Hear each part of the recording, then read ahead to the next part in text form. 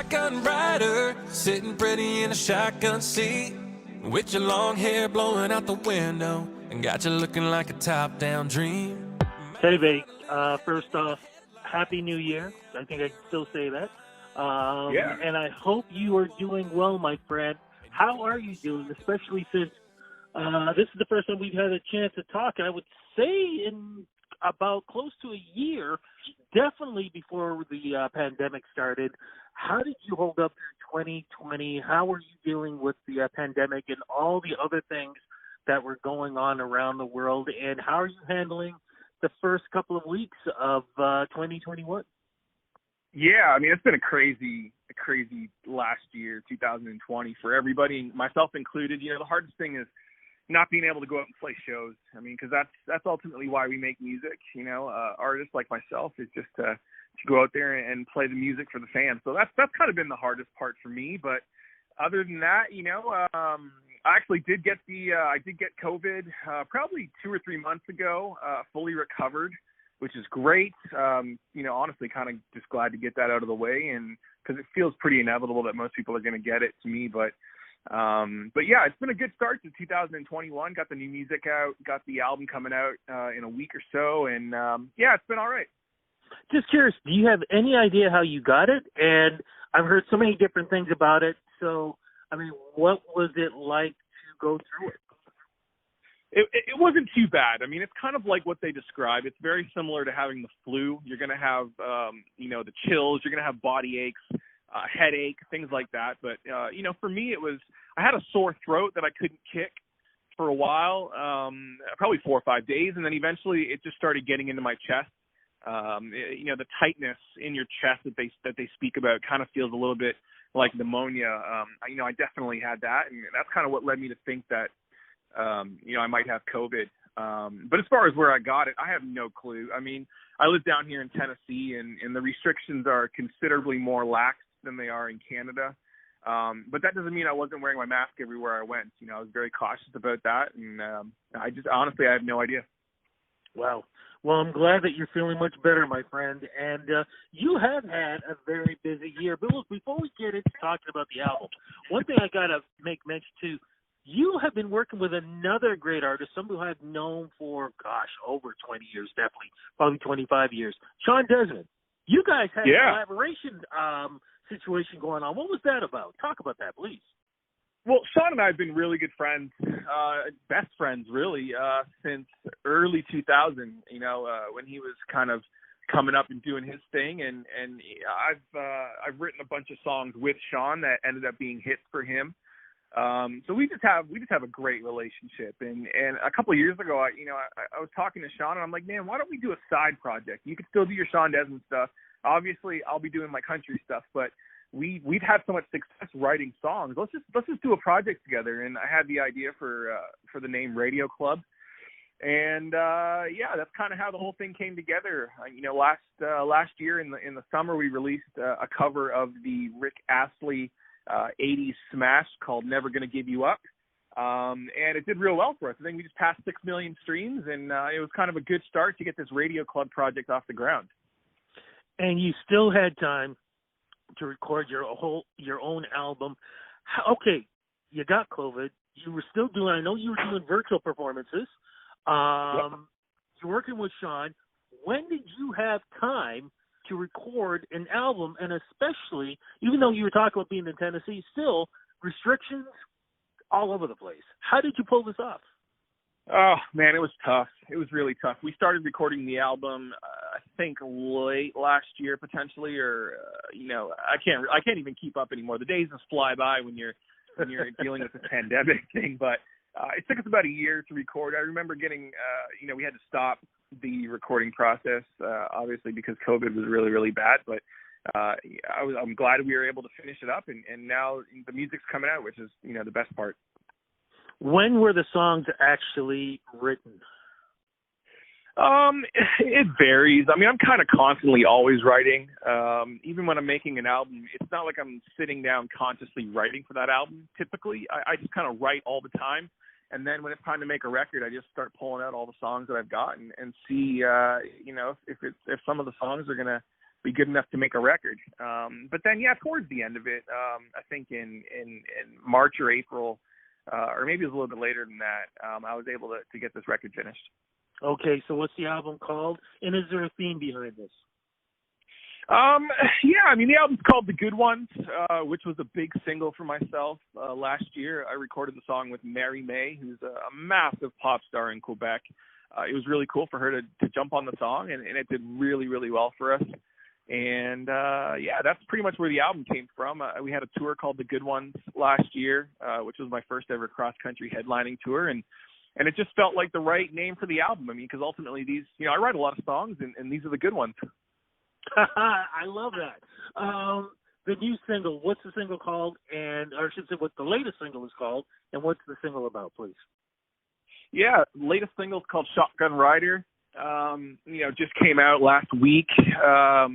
I wrote the song with my typical co-writers, Danik Dupel from the band Emerson Drive, who also produces my stuff, and Jimmy Thau from a new group called Sons of Daughters. So any country music fans out there will probably know Sons of Daughters. And we write together a ton, and that one really just kind of fell out. I had the title Shotgun Rider, and I kind of knew the vibe that I wanted to go for. And it's so much easier when you're writing with people that you're familiar with, because they know you know them, and there's no BS in those writing sessions. If I'm not feeling something, I'm comfortable enough with my co-writers to tell them that I'm not feeling it. Girl, you could be my shotgun rider, sitting pretty in a shotgun seat, with your long hair blowing out the window, got you looking like a top-down dream. Might find a little heaven in the headlights, way up there under the pines. Yeah, we could pull an up all-nighter, and you can be my shotgun rider. Sons of Daughters, I've had a chance to introduce them when they were performing over at Young Dundas Square, so I know exactly what you're talking about. Amazing group. The video, though, how did you have time or even space or anywhere, again, with COVID happening, how did you guys record this video? Man, it was tough. We actually had planned to shoot the video, and I ended up getting COVID, so we had to cancel the whole thing. And as you can imagine, it was a video shoot, so there's a lot of moving parts. But I was able to come up to Canada and do that quick. Well, it wasn't quick, to be honest with you. The 14-day quarantine, that really sucked. But I was able to do it, and we shot this video, and then I got on a plane and headed back to Nashville. Amazing, man, and a great video, too. What are the plans so far? Even though, as we know, it's not even every day things are changing. It's literally every minute something is changing. But you got to have a plan. What are some of your plans for 2021 so far? Yeah, I think I'm working. We're going to be doing another tour. I know I've had the conversations with my booking agent and management, and we're planning another Tebey headline tour, probably for the end of 2021, if not February of 2022. And I'm looking forward to it. I mean, the last tour was successful. My first time going across the country with my name up on the marquee and being the one responsible for selling tickets. So the fact that people actually showed up was amazing, and I can't wait to do it again. Amazing, and much deserved, too. Before we wrap this up, two other questions. One, and I'm not trying to put you up as a martyr or anything like that, but I do have to ask this question.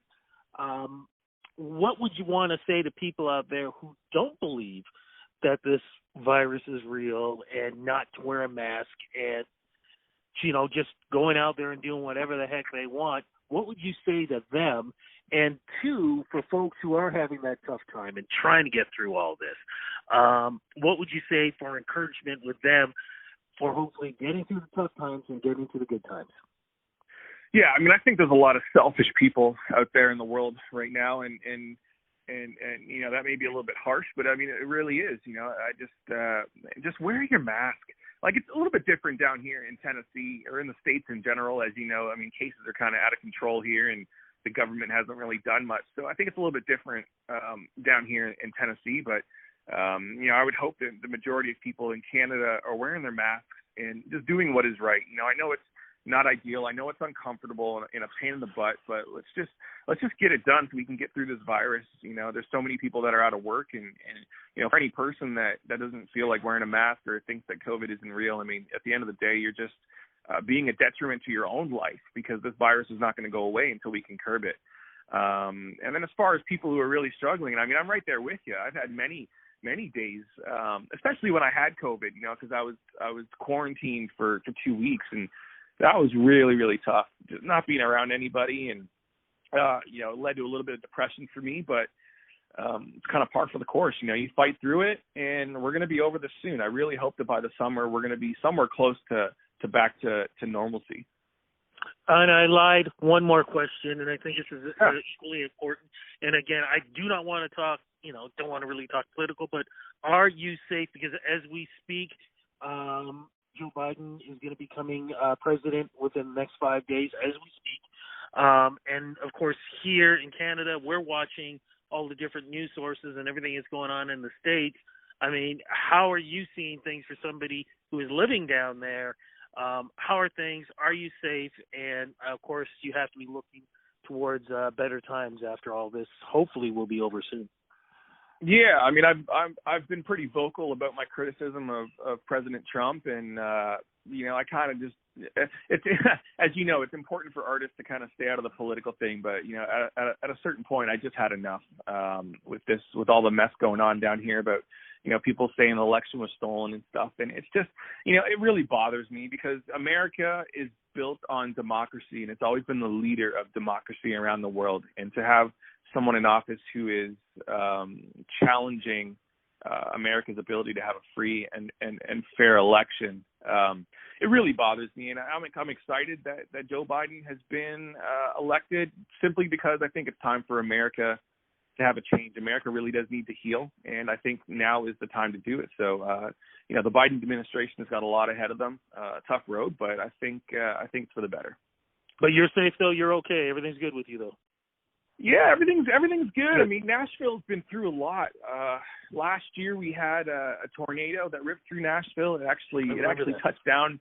Yeah, it tore right through my daughter's school. So her school is gone. And luckily it was on a weekend, so they weren't in there. But our house is not even a mile from where the tornado touched down. So it was pretty epic. We've got plenty of videos on our phones that we've shot throughout this whole thing. And then also Nashville had that bombing recently downtown. So it's been a tough year for this community, and especially Nashville in particular really does. Parts of the community really rely on live music, and they just haven't been able to do that because all of the bars are shut down and stuff like that. So it's been challenging, especially for anyone down here in Nashville. But we're getting through it. Well, good to hear that you and your family are safe throughout all these crazy things that are going on in the world. Social media is the place to go. Where do we go to follow you, my friend? Yeah, it's at Tebey Music, Tebey Music on Instagram. Would love to have you follow along on our journey. And then I believe on Facebook, it's Tebey Music as well. Yes, it is. My friend, thank you so much. Wish I could see you, but as we know, these are the way the times are. Cross fingers, maybe sometime in 2021, once people are getting the vaccine, and hopefully we can curb all this. It'll be a little bit easier to be out there and getting to see people, because I'd love to see you, man, be able to sit down and do a one-on-one, because a one-on-one we haven't done, God, I think in probably 2 years, I do believe.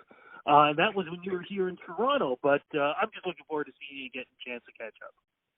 Absolutely, man, Rudy. I appreciate it. I think the last time we talked was at the SoCan Music Awards, and it was just very brief there.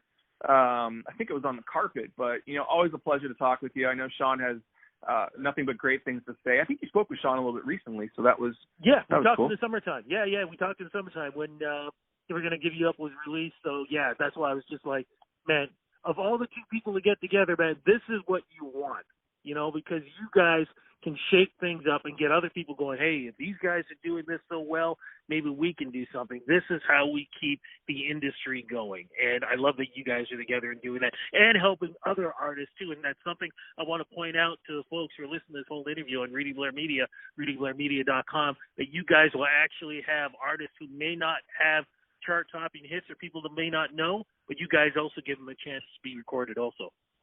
Yeah, absolutely. I mean, we had Jesse Gold, who's a great Toronto up-and-coming artist, sing on the last single, and we've got a lot of stuff planned. We're going to release some new music in a couple months, and I truly believe it's our best stuff yet. And And I'm really excited, and especially working with younger artists and younger songwriters that are kind of looking for a break in this business.